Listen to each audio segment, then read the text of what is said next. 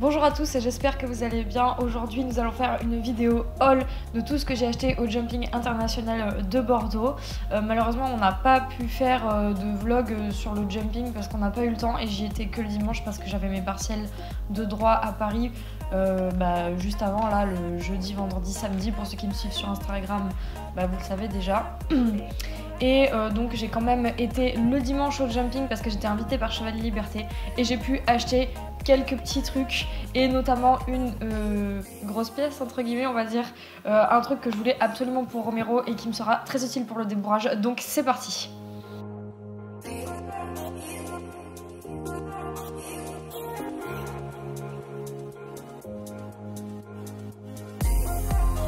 On commence donc par les deux premiers produits que j'ai achetés et j'ai été sur le stand de Decathlon. J'y vais rarement, mais là pour le coup j'avais besoin de démêlants, c'est facile d'en trouver à Decathlon, donc là j'ai été sur le stand de Decathlon. C'est le démêlant de base de leur gamme, donc voilà, je vous le présente pas plus parce que je pense que vous le connaissez déjà. Sinon au niveau rapport qualité-prix, il est vraiment pas cher par rapport aux autres.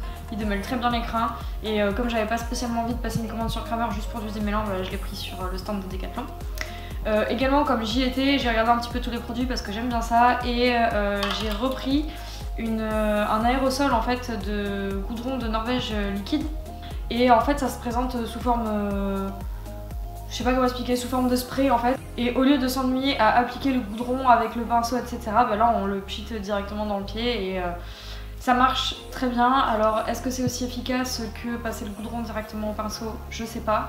Mais moi j'aime bien quand même utiliser ça en rapidité quand je suis en concours ou quoi, quand les cheveux restent au box ou peu importe, c'est rapide, c'est propre, ça évite d'en mettre partout etc. Et notamment quand on est en concours, c'est quand même très pratique et franchement ça coûte rien du tout. Donc j'en ai pris un en même temps sur le stand, voilà. Ensuite on passe sur les deux prochains articles et là je l'ai également utilisé, donc ils sont pas en état neuf et très propre vu que je les ai portés déjà 2 ou 3 fois. J'ai acheté des aprons à boules et si vous me suivez sur Instagram vous savez pourquoi et vous les avez déjà vus. Je les avais vus la première fois sur internet et je voulais me les acheter parce que j'avais remarqué qu'Edouard Gall portait des aprons à boules et en me demandant pourquoi et quelle était leur utilité, je me suis vraiment rendu compte que c'était quelque chose de vraiment plus doux que les aprons que j'utilise, enfin que j'utilisais du coup au moment où je me suis dit que j'allais acheter des aprons à boules. Et comme moi je suis pas trop pour tout ce qui est contraignant etc, je me suis dit que ce serait une super bonne alternative pour du coup les aprons parce que nous en épreuve professionnelle et même en amateur de toute façon les aprons sont obligatoires, donc il faut savoir monter avec et du coup je monte toujours avec pour avoir l'habitude d'utiliser mes jambes de façon à avoir l'éperon au pied et ne pas du coup utiliser l'éperon quand je l'ai au pied. Donc je monte toujours avec pour m'habituer à monter sans l'utiliser. Mais du coup quand j'en ai besoin, il faut bien que je le mette. Et là du coup l'éperon à boule c'est vraiment très bien. Ça va vraiment rouler en fait sur le ventre de votre cheval et ça pique pas du tout. Et au final ça donne une action précise mais qui fait pas mal. Alors est-ce que l'éperon fixe fait mal? Je suis pas sûre que ça fasse super mal, mais du moment qu'on ne plante pas le cheval très fort, mais je suis pas sûre que ce soit très agréable non plus, enfin ça c'est un autre débat, mais quand même j'ai préféré acheter des aprons à boules et ceux-là je les ai achetés sur le stand de Pad et comme mes lanières étaient décédées, du coup j'ai racheté des lanières en même temps. Ce sont des lanières en cuir noir simple avec juste la boucle en forme de carré avec des petits strass dessus. J'ai trouvé que c'était simple mais que c'était joli. Donc voilà, ça c'est pour le deuxième article. Désolée, ils sont pas super propres, comme je vous l'ai dit, je les ai déjà utilisés plusieurs fois. Voilà. Troisième chose, nous sommes passés sur le stand de sucre d'orge. Alors sucre d'orge, qu'est-ce que c'est? Ce sont des friandises pour ceux qui ne connaissent pas. C'est exactement le même principe que HDCP friandises. Donc vous avez un stand avec plusieurs caisses avec des friandises de différents goûts dedans. Puis vous vous servez dans un seau, il y a différents conditionnements etc. Et quand vous arrivez à la caisse pour faire votre règlement, la personne qui tient le stand vous demande de choisir un sac. Donc il y a plusieurs sacs comme ça qui se trouvent du coup derrière la personne qui tient le stand et il vous demande de choisir votre couleur de sac. C'est tous les mêmes mais il y a des couleurs différentes, je crois il y avait noir, bleu marine, orange, rose, enfin des couleurs de base. Et ensuite il vous verse tout le contenu de votre seau dans un sac et il vous donne le sac comme ça. J'ai trouvé ça très sympa. Au niveau des prix, on est à peu près sur le même ordre d'idée que HDCP Friandises. Et comme HDCP je connais très bien et j'en prends à chaque fois que je vais dans un salon. Même des fois j'en prends sans aller au salon, j'en commande ou comme ça.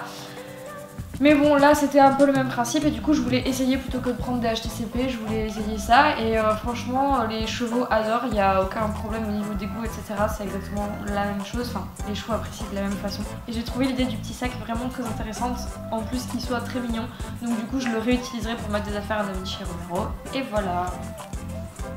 On continue et nous sommes passés sur le stand de Kentucky comme pratiquement à chaque fois dans les hauls que je fais et j'ai été chercher un amortisseur, le même que j'ai acheté l'année dernière, c'est exactement le même, la même couleur, la même marque évidemment, le même modèle, la même taille aussi, sauf que cette fois-ci c'est pas pour Da Vinci, c'est pour Romero, pour la bonne et simple raison que Romero va voir le dentiste mi-mars, j'ai pas encore la date exacte mais mi-mars.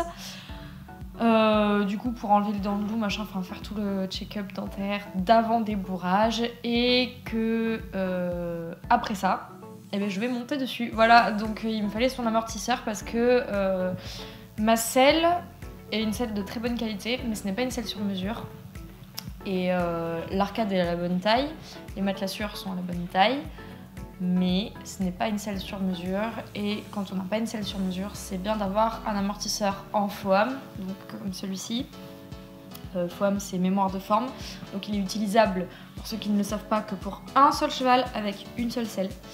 Avec une gouttière évidemment. Alors ce que j'appelle une gouttière en fait c'est l'espèce de trou là, enfin de trou de passage de gouttière tout simplement, qui a au milieu et en fait qui permet de libérer la colonne vertébrale et qui permet de libérer la colonne vertébrale et qui empêche en fait toutes les pressions qu'il pourrait y avoir sur la colonne vertébrale.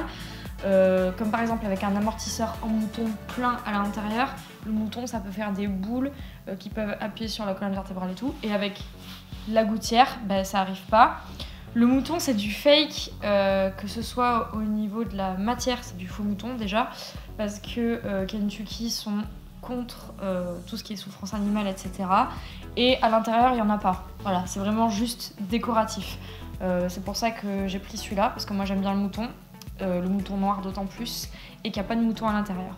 Voilà, donc si jamais vous voulez voir mon haul de l'année dernière où j'explique un petit peu plus à quoi il sert, je vous invite à aller voir dans mes vidéos. J'avais expliqué pourquoi je voulais cet amortisseur là pour Da Vinci et là du coup pour les mêmes raisons et je vous ai expliqué rapidement, je l'ai acheté pour Romero. Voilà.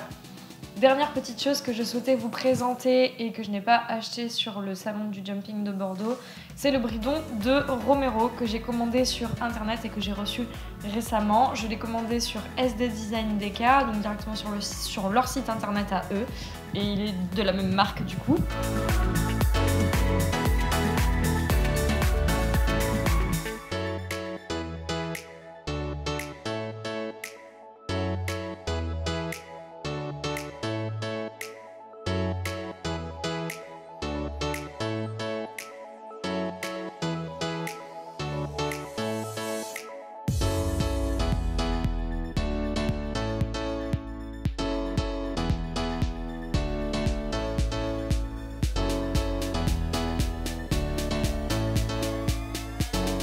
C'est le modèle Mystery Road Bridle, donc c'est-à-dire en cuir rond, parce que c'était une édition limitée. C'est pas pour ça que je l'ai commandé, mais c'était une édition limitée.